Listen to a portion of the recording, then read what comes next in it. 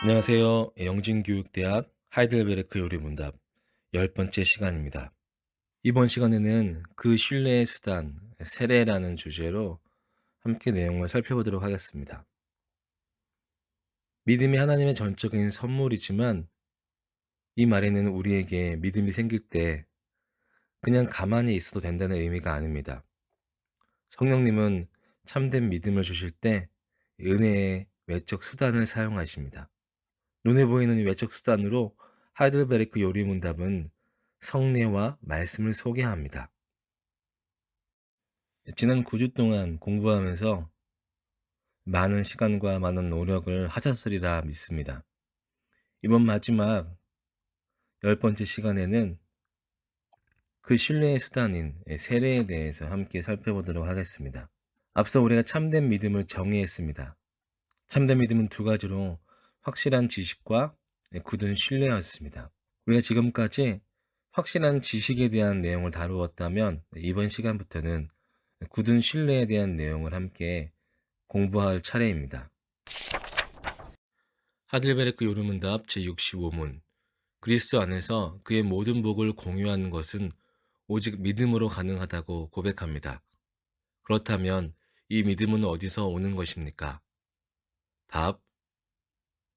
성령께서 거룩한 복음의 설교를 통하여 우리 마음의 믿음을 창조하시며 거룩한 성례를 사용하시어 그 믿음을 확증하십니다. 성경은 사람이 오직 믿음으로만 의롭다함을 얻고 오직 믿음으로만 그리스도의 모든 은혜에 참여한다고 말씀하십니다. 로마서 5장 1절에서 4절까지의 말씀인데요.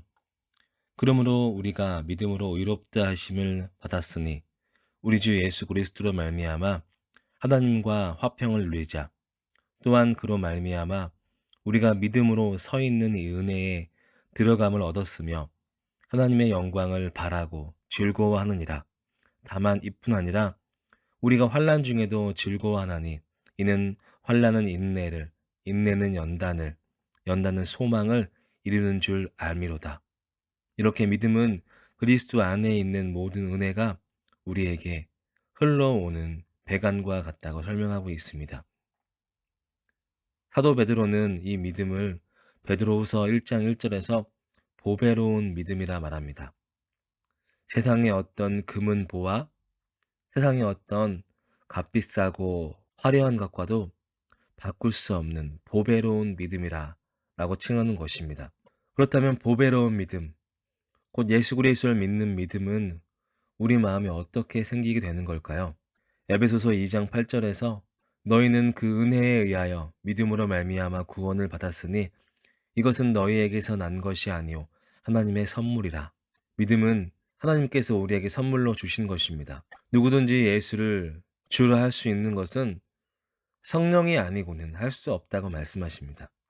성령이 우리 안에 거하셔서 그가 우리에게 보배로운 믿음이 작동할 수 있도록 우리에게 역사하신다는 것입니다.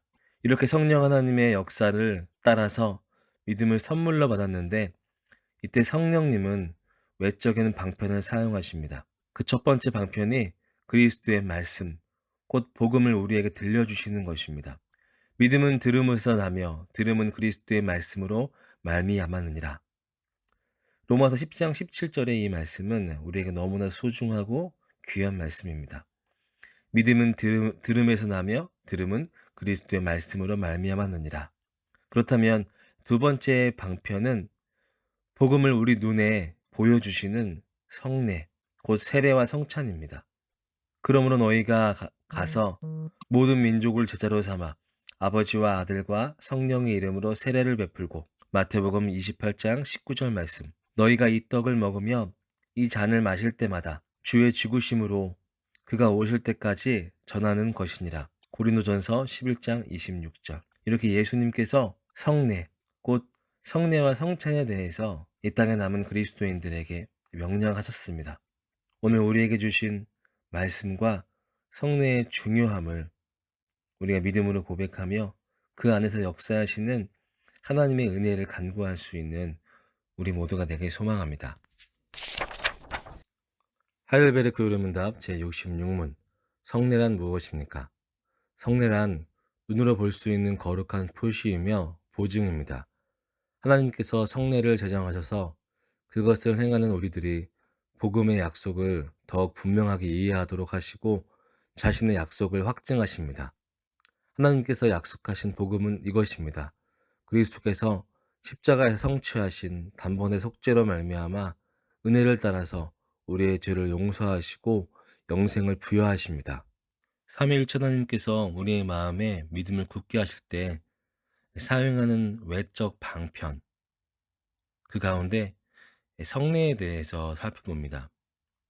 교회에서는 세례와 성찬을 일컬어 성례라고 부릅니다. 사실 성경에는 이 성례라는 용어는 등장하지 않습니다. 이 용어는 성례와 성찬을 하나로 묶어 부르기 위해서 사람들이 만들어낸 것입니다. 바로 거룩한 예식, 바로 성례라는 것입니다. 거룩한 예식인 성례, 이것은 세례와 성찬을 하나로 묶어 부르는 표현입니다. 그것을 제정해 주신 분은 하나님의 거룩하신 아들 예수님이십니다. 또 그것이 우리에게 보여주는 것이 하나님의 거룩한 복음이기 때문입니다. 또 그 예식 안에서 우리의 믿음을 위해 일하시는 분이 거룩하신 삼위일체 하나님이시기 때문입니다. 그러므로 아무리 세례와 성찬을 가볍게 대해서는 안 됩니다. 성례에 사용되는 요소들은 흔하디 흔한 물과 빵과 포도주입니다. 예식이 사용하는 요소의 분량도 매우 적으며 예식이 진행되는 시간도 매우 짧습니다. 하지만 하나님께서는 미련한 자들을 들어서 지혜로운 자들을 부끄럽게 하시는 것처럼 매우 작고 소박한 것을 통해서 매우 간단한 세례와 성찬을 통해서 위대하시고 아름다운 일들을 이루십니다. 그것은 복음의 약속을 우리에게 더 충만하게 선언하게 하시고 우리 마음에 확증해 주시는 일입니다. 이때 복음의 약속이란 예수 그리스도께서 십자가 위에서 단번에 이루신 희생제사 때문에 하나님께서 우리에게 죄사함과 영원한 생명을 은혜로 주신다는 것을 핵심으로 하는 것입니다. 그러므로 성례에 참여하는 신자들은 성례가 매우 소박하고 간단한 예식이라고, 별것 아니라고 기대를 하지 않을 수 있지만 그렇게 해서는 안 됩니다. 비록 예식의 순서와 진행 면에서 볼 때 성례는 매우 소박하고 간단하지만 거기에 담겨져 있는 그 큰 의미, 바로 만왕의 왕이신 하나님께서 복음의 약속을 우리에게 더욱더 충만하게 선언하시고 우리 마음을 확증해 주신다는 것입니다. 예수 그리스도의 십자가의 고난과 죽음의 위대한 능력과 효력이 우리 눈에 다시 한번 보이고 우리 마음에 다시 한번 확증하게 되는 것입니다. 그리고 거기에는 예수 그리스도를 믿는 우리의 믿음이 더욱더 굳세지는 유익을 얻게 됩니다. 우리는 성례의 존귀함과 복됨을 또 영광스러움을 얼마나 잘 알고 있나요? 또 우리가 알고 있는 그대로 그 예식 가운데 얼마나 감사와 소망으로 참여하고 있나요? 우리가 이 땅을 일평생 살아가는 동안에 성례를 소중히 여기는 우리 모두가 되길 간절히 소망합니다. 하이델베르크 요리문답 제67문. 그러면 말씀과 성례 둘 다 구원의 유일한 근거인 예수 그리스도 십자가와 희생에 우리 믿음의 초점을 맞추는 것입니까? 답. 바로 그렇습니다. 성령께서는 복음 안에서 우리에게 가르치시고 성례를 통하여 확증하시는 것은 우리의 구원이 십자가에서 우리를 위해 당하신 그리스도의 단번의 희생에 달려 있다는 것입니다. 성령 하나님께서는 우리 마음에 믿음을 심어주시고 자라나게 하십니다.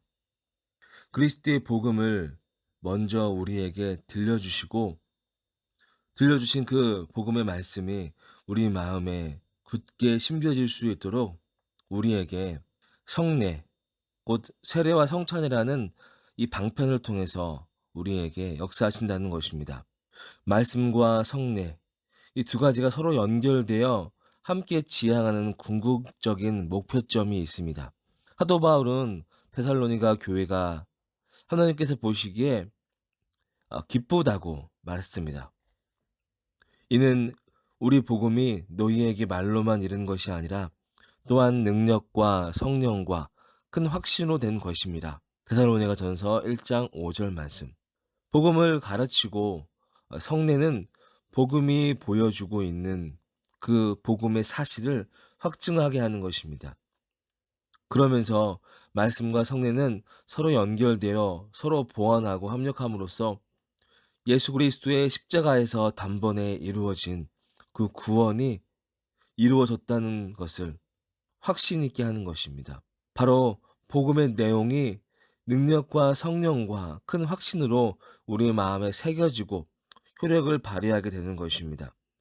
그러므로 우리에게는 성령 하나님의 역사에 대한 믿음이 필요합니다.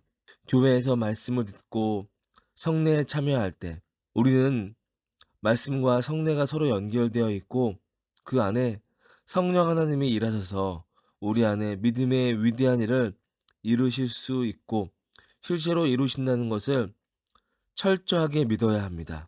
히브리서 11장 6절 말씀에서 믿음이 없이는 하나님을 기쁘시게 하지 못하나니 하나님께 나아가는 자는 반드시 그가 계신 것과 또한 그가 자기를 찾는 자들에게 상 주시는 이심을 믿어야 할지니라. 우리에게 이런 믿음이 없다면 하나님께 우리는 구해야 합니다. 하나님께서 우리에게 주시기로 약속한 믿음이기에 구하고 찾고 두드리는 자에게 이 믿음을 더욱더 확실하고 견고하게 우리들에게 허락해 주실 것입니다. 말씀을 듣는 자리, 성례의 자리, 믿음으로 설 수 있는 우리 모두가 되길 소망합니다. 하이델베르크 요리문답 제68문. 그리스도께서는 신약 성경에서 몇 가지 성례를 제정하셨습니까? 답, 2가지, 즉 성례와 성만찬입니다. 예수 그리스도께서 제정해 주신 성례는 세례와 성찬 2가지입니다. 너희는 가서 모든 민족을 제자로 삼아 아버지와 아들과 성령의 이름으로 세례를 베풀고 마태복음 28장 19절 말씀.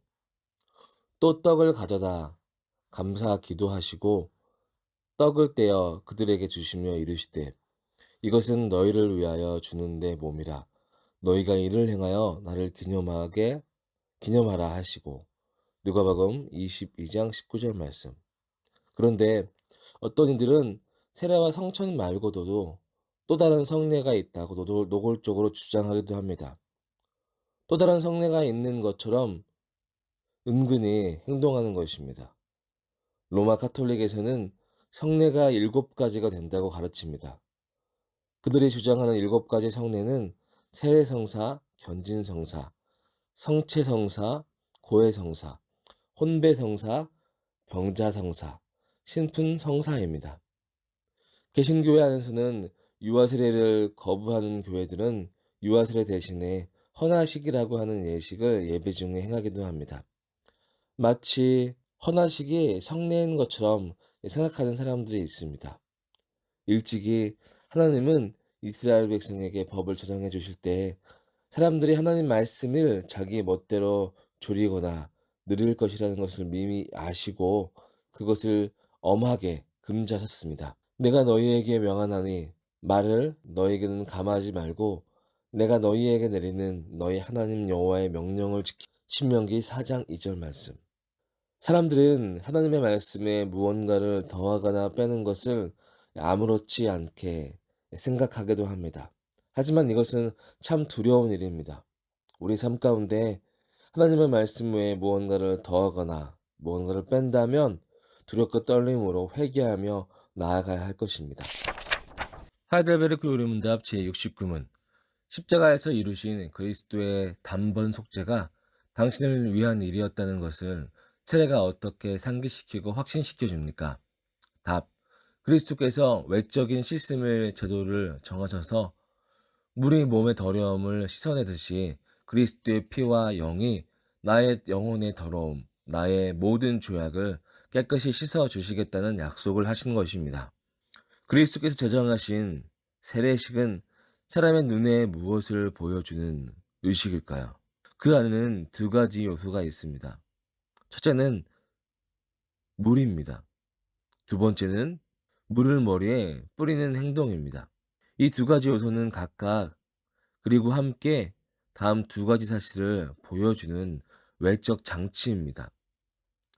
물이 몸의 더러움을 깨끗하게 씻어주는 것처럼 그리스도 십자가가 위에서 흘리신 피가 우리의 영혼을 깨끗하게 씻어준다는 사실입니다. 더러운 우리 영혼을 그리스도의 거룩한 피가 정결하게 하신다는 것입니다. 또한 물이 몸의 더러움을 깨끗하게 씻어준다는 것을 안심하고 확신할 수 있는 것처럼 그리스도께서 십자가 위에서 흘리신 피가 더러운 우리의 영혼을 곧 우리의 모든 죄를 깨끗이 씻어준다는 것 역시 안심하고 확신할 수 있다는 사실입니다. 예수님은 우리가 이 두 가지 사실을 눈으로 보고 몸으로 경험하고 마음으로 확신할 수 있도록 세례식이라는 의식을 정해 주셨습니다. 제70문 그리스도의 피와 영으로 씻음을 받는다는 것은 무슨 뜻입니까? 답. 그리스도의 피로 씻음을 받는다는 것은 그리스도께서 십자가의 희생으로 우리를 위하여 흘리신 피로 말미암아 하나님께 은혜로 우리의 죄를 용서하셨다는 뜻입니다. 그리스도의 영으로 씻음을 받았다는 것은 그리스도께서 우리를 거듭나게 하시고 그리스도의 지체가 되도록 성화시키셔서 점차 죄에 대하여는 죽고 거룩하고 의로운 삶을 살도록 허락하신다는 뜻입니다. 우리는 그리스도 안에서 그의 은혜의 풍성함을 따라 그의 피로 말미암아 속량 곧 죄사함을 받았느니라. 에베소서 1장 7절 말씀. 이처럼 성경은 하나님으로부터 죄사함을 받는 것을 일컬어 구속 곧 구원이라고 설명합니다.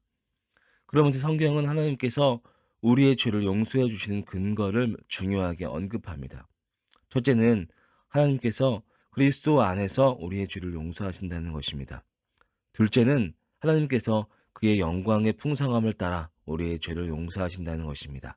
셋째는 예수 그리스도의 피로 말미암아 우리의 죄를 용서하신다는 것입니다.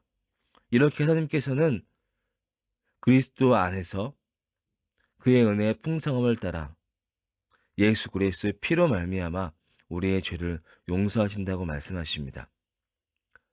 억지로나 인색함이로나 대가를 요구함이 아니라 오직 풍성한 은혜로 우리를 용서하신다는 것입니다.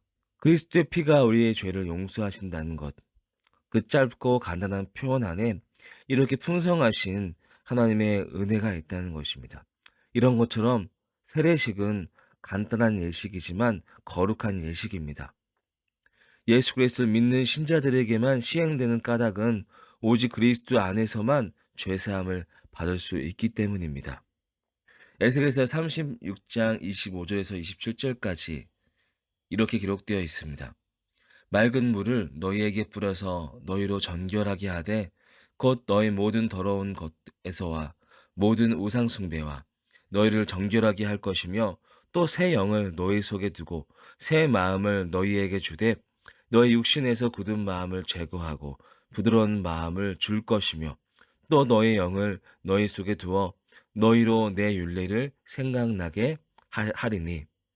이처럼 하나님은 예수 그리스도의 피로 우리의 모든 죄를 깨끗하게 씻어주셨습니다. 이것이 하나님의 약속이었습니다. 뿐만 아니라 우리 안에 성령님이 거주하게 하셔서 우리의 마음을 새롭게 하신다는 것입니다. 우리 안에 거하시는 성령님은 하나님의 법도를 지켜 준행할 수 있도록 우리를 도와주시겠다고 약속해 주셨습니다. 이것이 얼마나 복되고 풍성한 약속입니까?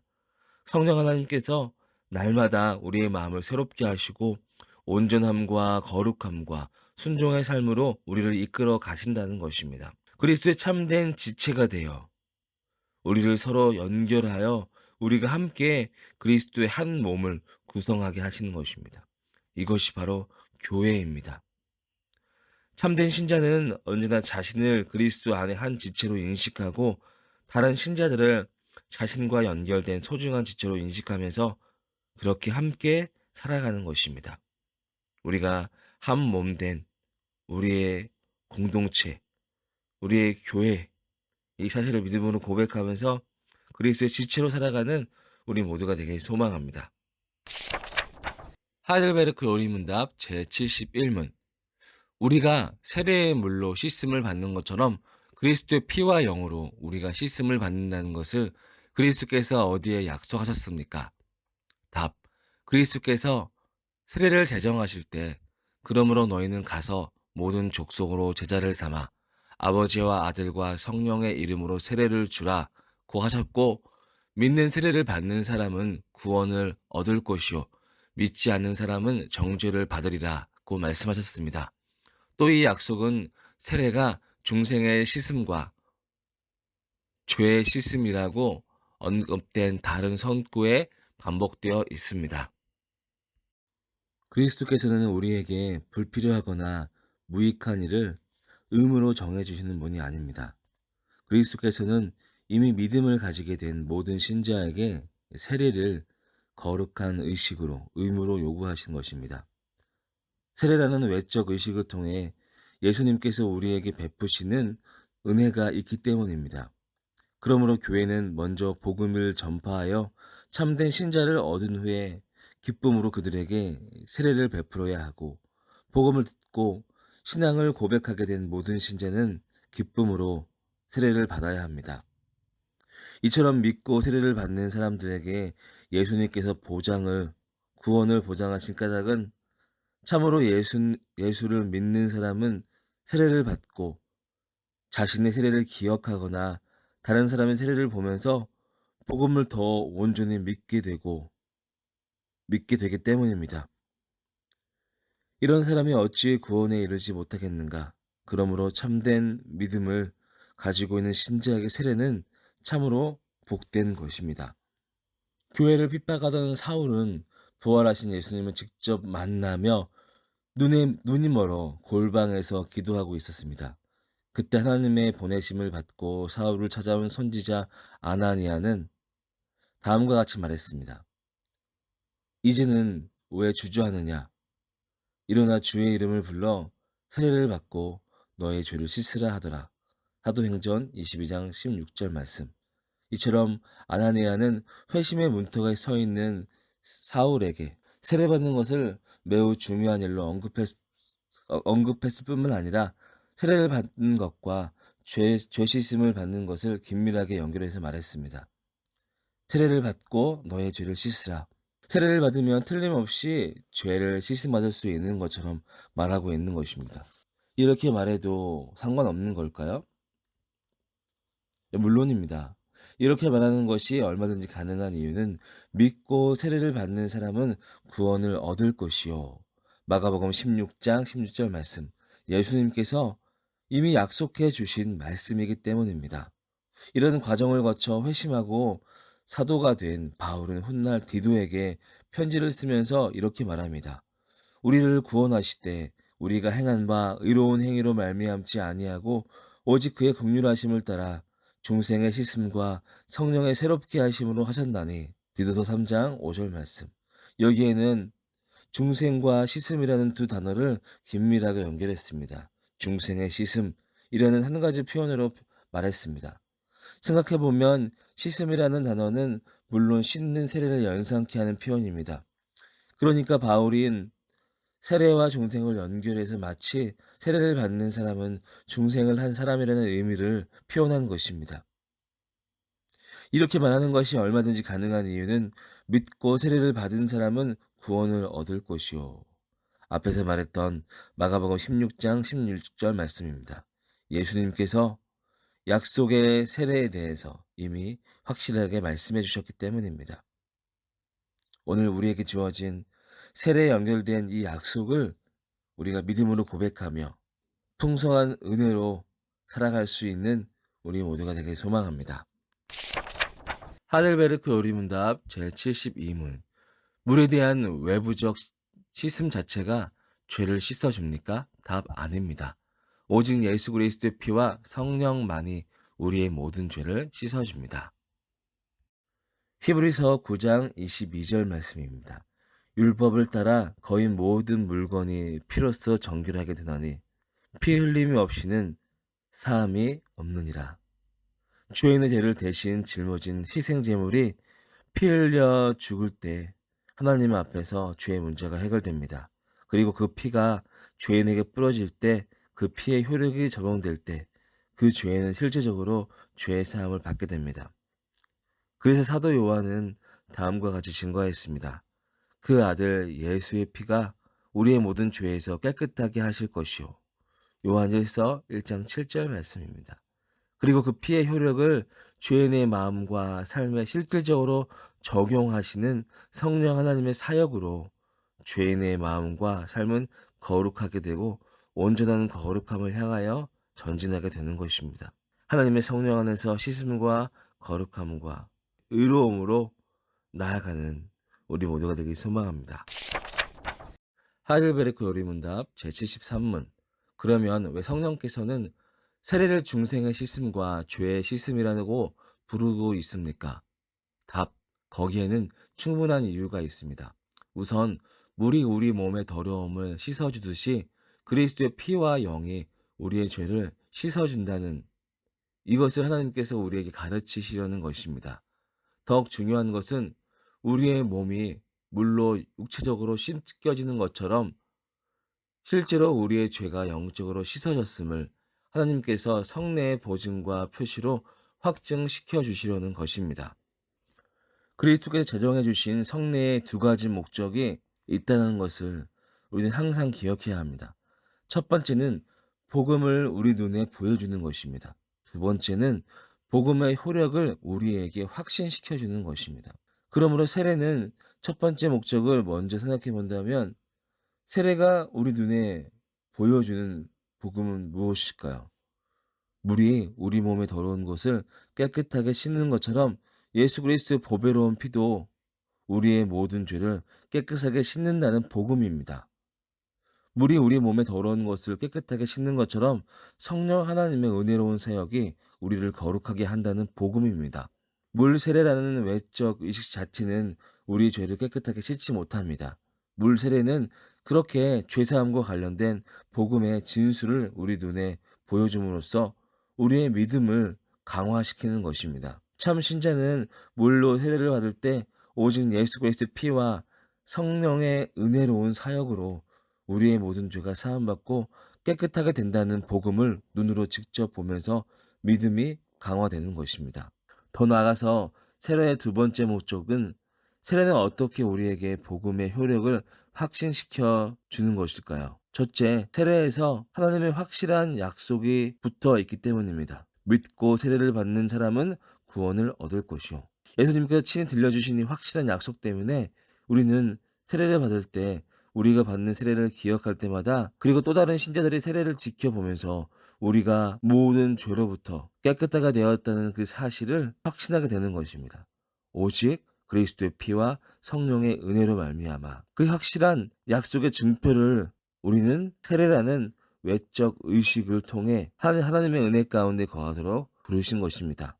세례는 하나님 쪽에서 약속과 더불어 증표로서 우리에게 주시는 선물의 측면이 더 먼저이고 더 중요한 의식입니다. 사도 베드로는 이런 관점에서 세례를 이렇게 설명했습니다. 물은 예수 그리스도께서 부활하심을 말미암아 이제 너희를 구원하는 표니 곧 세례라. 베드로전서 3장 21절. 그러므로 예수를 믿어 하나님의 구원 언약 안으로 들어오는 교회의 지체가 된 모든 신자뿐 아니라 그들의 유아들도 세례를 받는 것이 옳습니다. 하나님께서는 처음부터 신자들의 유아들에게도 그리스도의 피에 의한 속죄와 믿음을 일으키는 성령을 약속하셨기 때문입니다. 하나님은 예수 그리스도에 대한 믿음을 우리에게 요구하십니다. 그리고 참된 믿음에 대하여 영생을 약속하셨고 불신앙에 대해서 영원한 멸망을 약속하셨습니다.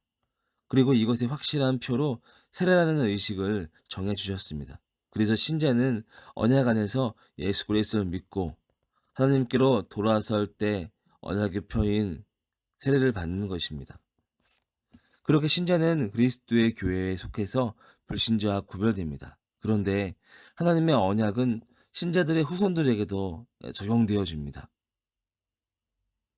이처럼 하나님은 참 신자를 구원하실 때 그들의 자손과 후손도 그 언약 안에 함께 포함시켰습니다. 신자의 모든 후손이 다 참된 믿음을 소유하게 되지는 않겠지만 하나님은 그들을 언약 안에 포함시키셨고 실제로 신자들의 많은 후손들을 우선적으로 구원하십니다. 그래서 신자는 하나님이 이런 언약을 알고 믿기에 자신에게서 태어나는 유아에게 언약의 표현 세례를 베풉니다. 그렇게 그들을 교회에 속하여 불신자들과 구별되게 하시고 하나님께서는 그들에게 참된 믿음을 베풀어 주시기를 소망 가운데 기다리는 것입니다. 오늘 우리는 이렇게 기도합니다. 주님, 주의 언약을 우리 후손에게 주사 우리 후손들을 구원해 주시옵소서. 이런 구원의 역사가 구약에서는 할례를 통해서 이루어졌으나 신약에서는 세례를 통하여 대신 이루어지게 된다는 것입니다. 우리는 지금까지 하이델베르크 요리문답을 통해서 참된 위안이 어디로부터 오는지 함께 살펴봤습니다. 그리고 참된 위안이 필요한 우리의 실상은 바로 우리가 죄로 인한 죄에 대한 비참함이 있다는 것을 또한 살펴보았습니다. 그리고 죄의 비참함 가운데 참된 위안을 줄 수 있는, 참된 위로를 줄 수 있는 분은 오직 우리의 유일한 구속인 중보자에게 있다는 것을 우리가 살펴보았습니다. 중보자가 우리에게 찾아오신 이유, 그리고 중보자의 조건, 또 그리고 우리가 함께 살펴봤던 내용은 참된 믿음이란 무엇인가에 대해서 살펴보았습니다. 참된 믿음의 가장 중요한 지식, 그 지식이 요약되어 있는 사도신경에 대한 이야기도 우리가 살펴보았습니다. 성부 하나님, 성자 하나님, 성령 하나님. 이러한 지식을 아는 유익이 무엇인지에 대한 이야기도 우리가 살펴보았습니다. 그리고 이 지식을 신뢰의 수단으로 사용하는 외적 예식에 대해서 살펴보았습니다. 바로 그 신뢰의 수단, 세례에 대한 내용을 오늘 살펴보는 것입니다. 이렇게 하이델베르크 요리문답 제1강부터 10강까지 함께 해주신 우리 영진교육대학 우리 수강생 여러분 너무나 감사하고 너무나 수고 많으셨습니다. 이로써 영진교육대학 하이델베르크 요리문답 마치도록 하겠습니다. 감사합니다.